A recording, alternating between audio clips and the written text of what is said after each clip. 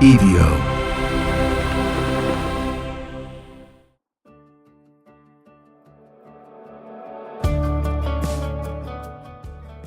Hey, everybody, and welcome to another episode of Finding Me. I'm Josh Wolf, excited to be here with you guys today.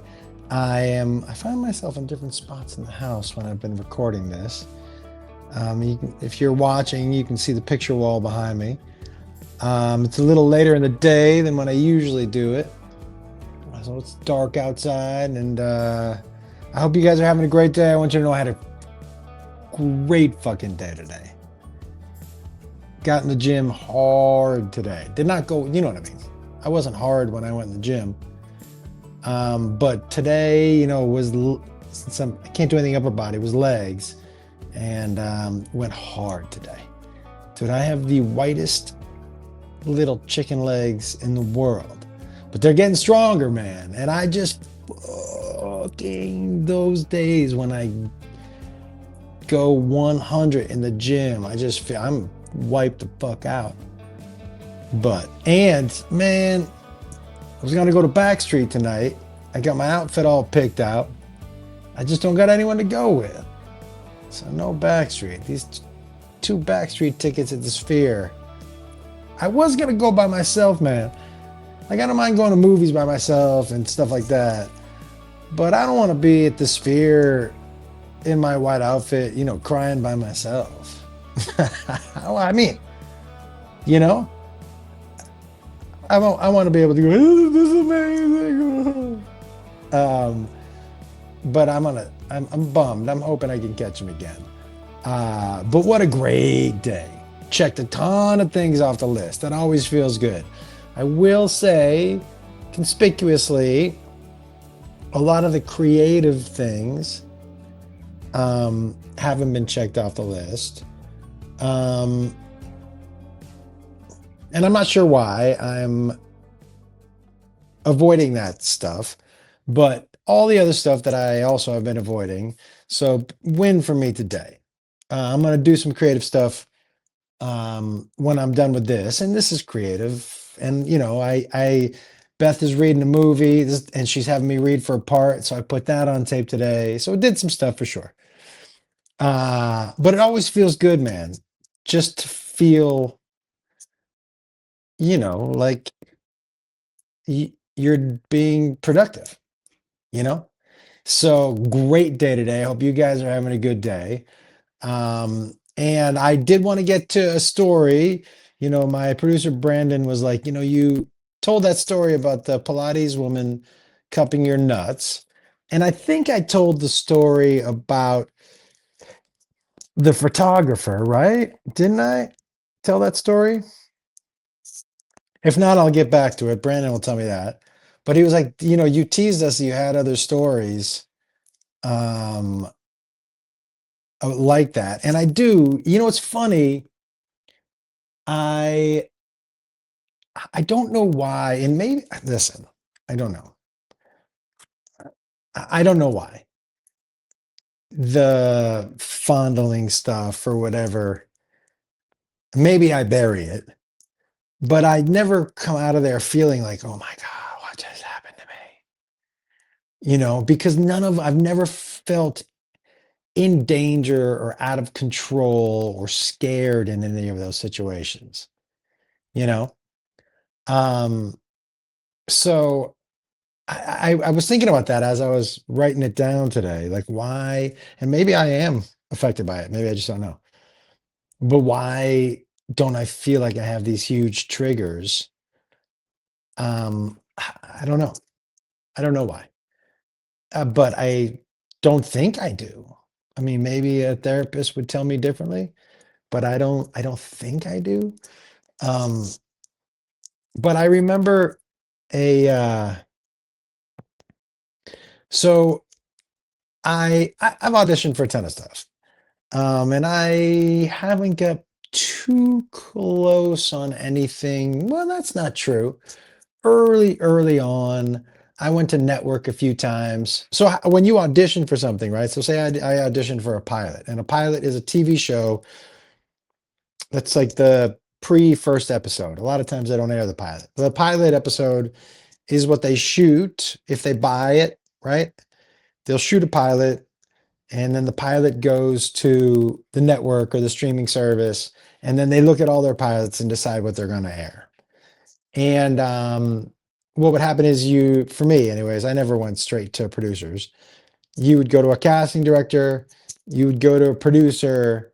There might be another producer session that includes like the director, or I mean, director's usually a producer section actually. And then you go to studio and network, right? And so I've been to, I think I see a hair there. That one's attached, but I'm going to pull it because Jacob told me today, he was like, um, he said, when you don't put color in your beard, it's the same color as Santa's.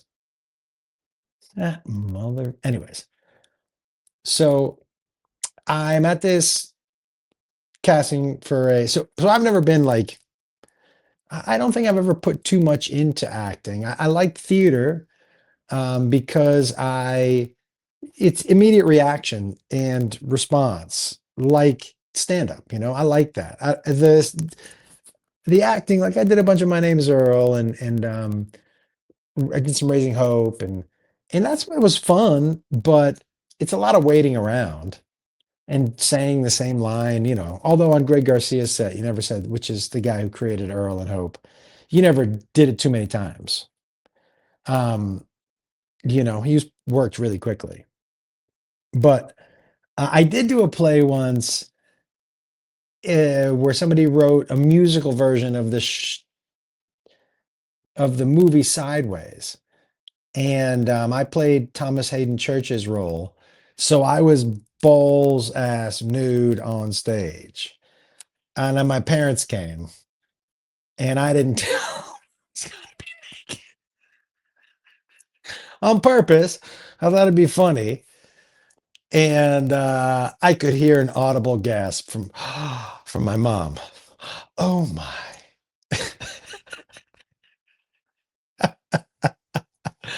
It was little things that are funny. But maybe I don't know. I've never really had a problem with nudity, or it's a body. Everybody's body is what it is, and some are different than others. So that's never really bothered me. But that doing that was pretty crazy. I remember when I went in, they were like, "You're gonna have to be naked, naked, naked, head to toe, naked in this," and I was like, "Okay." That might be the reason I got it.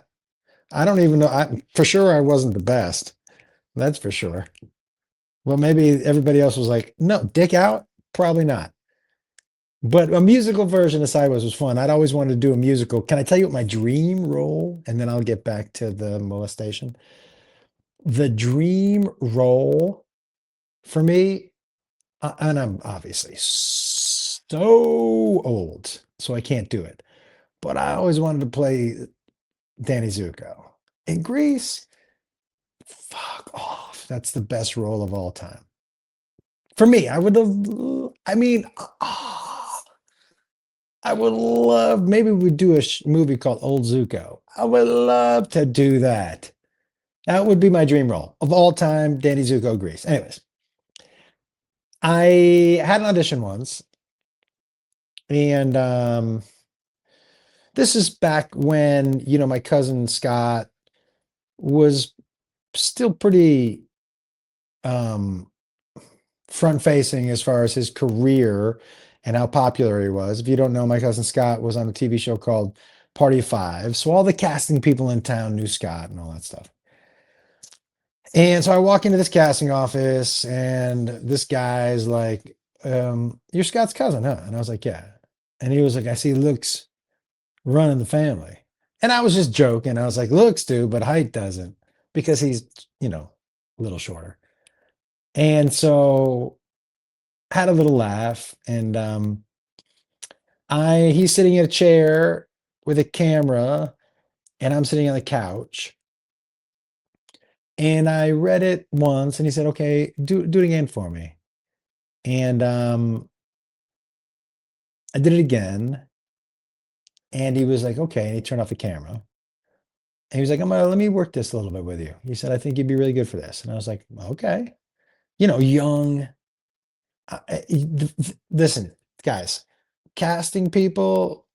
Well, there's some great ones. Jeannie Bacharach, Sherry Thomas, who know how to work with actors. But I've gone in. I remember I auditioned for Epic Movie for the uh, Captain Jack Sparrow part, and I had to have an accent. I got two good stories for you. I had to have an accent, and if you know me, my accents are terrible. And so I had been practicing the accent in the car for weeks leading up. Jacob and the other kids. My daughter loved it. We would do it was like I heard two oohs on the roof of the room or whatever. That is my accent, by the way. That's why I didn't get the part. One of many reasons, I'm sure. But I it was like, a page and a half of dialogue. And I read the first line in the cast. I'm going to get back to the molestation. The casting director holds up her hand and she goes, "Is that the accent?" Because when I walked in, my Beth had done my, eye makeup and I had a wig, you know what I mean? And I walked in and I dressed like Captain Jack. And she was like, "You look great." And I said, "Thanks." She was like, "This is really impressive." I said, "Thanks." I read one line with the accent. She held up her hand. She goes, "Is that the accent?" And I said, "What?" She goes, "Is that your accent?" And I said, "Yeah." She goes, "I think we're good. Thanks for coming in." There was one time, and this is what I mean by casting directors not being great.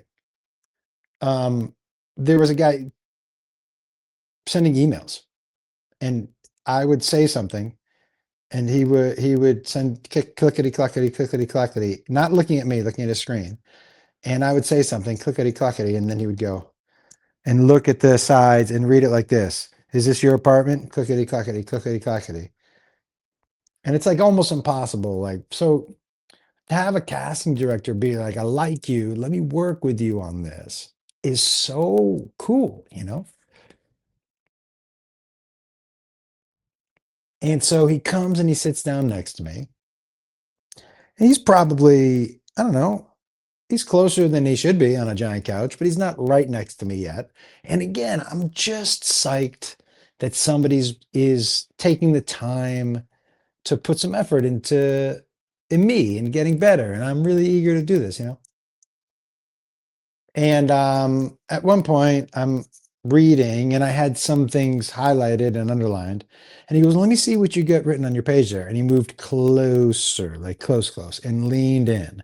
And when he leaned in, he put his hand right here, just to kind of lean his, and definitely thumb on the tip of the penis. And didn't move it.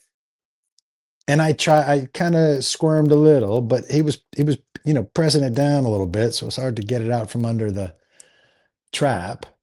And you get stuck, because maybe it's a mistake that he's thumbing my penis, you know, probably not. So I just move over, and unthumb my penis. And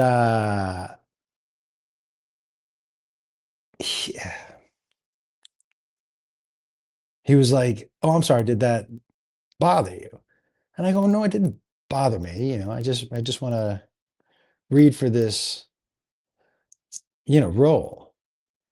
And he said, "Do you want to work on this?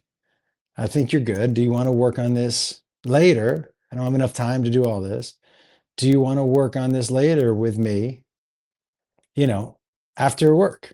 We can just meet up, or you can come over to my place and we can just, go over it."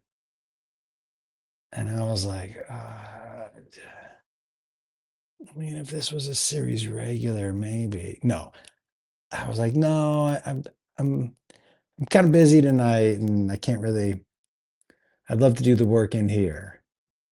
And it was clear he really didn't, because he was like, "Hey," he was like, "Yeah, if you're not willing to do some extra work, I think I just want to thank you for coming in. It's your thanks for your time." we'll let you know. But I think about that stuff, and because when I hear about women not saying something, I, I, I mean, I, I don't know, man. You're young, honestly, because I never felt in danger, and I didn't like it, so I just kind of moved out of the way, and I didn't think he was gonna rape me in the office. But I, I don't know. I've thought about it before. Do I wish I had reacted differently, or? And it is a power move, and for him, because I want his help. He's a gatekeeper. And when gatekeepers do shit like that, it's really gnarly because you're like, oh, I want to get through this gate, but not, blowing some dude through the gate. It's just a bummer. It is a bummer. And I wondered when I think about it, do I wish I had reacted differently?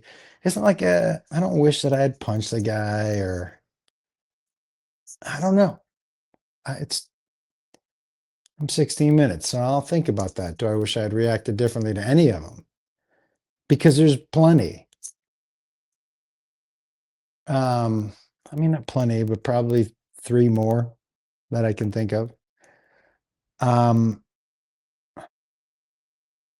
but I don't know. I don't know. I don't know. Anyways, I just want to say that today was a great day. And it's today, yesterday, the day before. It's such a great lesson for me, a reminder on how I am, excuse me, I'm in charge of my mental. I can't stop bad days from happening, but I am in charge of how long. Oh man, my back kills from that today. I am in charge of how long those bad days last. I am in charge of, I do have the ability to be like, okay, do what you need to do to make yourself feel better. And that's powerful, man. I know in the past when I was depressed, I was just like, I'm just depressed. And I would say that to myself, I'm just depressed. And so I think it is like a perpetual, you keep yourself on that hamster wheel because you're telling yourself you're depressed, and your brain, from what I understand about brains, they don't know. It doesn't know. It just knows what you say. That's why that whole thing about manifestation. If you were like, hey, I've been doing the I sell out theaters manifestation. I sell out theaters. Right? And your brain, from what I understand, doesn't know when you're bullshitting or not. That's why people say, don't say you're old, or don't say, my body's breaking down, because your brain's like, oh, okay, you're old and your body's breaking down, even if you don't believe it, even if you're fucking around. And so to know that you have the power, that I have the power to just be like, fuck it. And nobody's going to fight for you like you. That's the thing that I remember. Nobody's going to fight for you like you. That's it. Nobody is going to believe in you like you. So these are things that I have to, even at my advanced age. Oh, don't say that. Even at my young age, that I have to remember.